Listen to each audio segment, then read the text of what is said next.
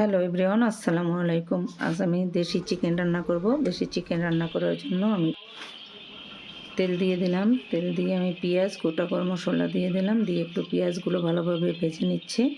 পেঁয়াজগুলো ভাজা হয়ে গেলে বাকি মশলাগুলো আমি দিয়ে দেব।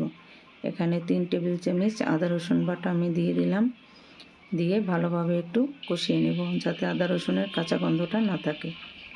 পেঁয়াজের সাথে আমি ভালোভাবে লবণ দিয়ে দিলাম। লবণ দিয়ে আদা রসুনটা ভালোভাবে ভেজে নিচ্ছি। এই যে এখানে শুকনো উপকরণগুলো, এখানে আমি হলুদের গুঁড়া, মরিচের গুঁড়া, ধনিয়া জিরার গুঁড়া, কালো গোলমরিচের গুঁড়া, গরম মশলা গুঁড়া আমি সব দিয়ে দিলাম। দিয়ে একটু পানি দিয়ে কষিয়ে নিচ্ছি।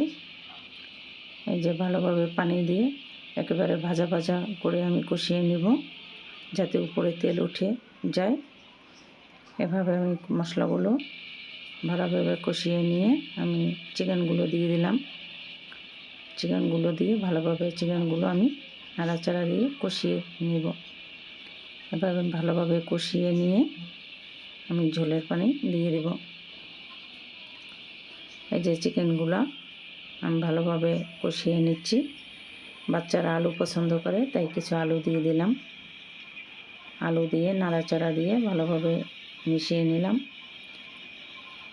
যাতে আলুগুলো ভালোভাবে কষিয়ে নিব। আমি চিকেনের সাথে আলুগুলো ভালোভাবে কষিয়ে নিয়ে একেবারে ভাজা ভাজা করে নিব। এই যে চিকেনগুলো কষানো হয়ে গেছে আলুর সাথে। এবার আমি একটু পানি দিয়ে দিলাম, একটু ঝোলের পানি দিয়ে দিলাম। এই যে ঝোলের পানি দিয়ে একটু ভালোভাবে ঝোলের পানিটা বলক আসছে, চিকেনগুলো সিদ্ধ হয়ে গেছে। এবার আমি ভাজা জিরার গুঁড়া দিয়ে দিলাম। এই যে ভাজা জিরার গুঁড়া দিয়ে আমি নামিয়ে নিব।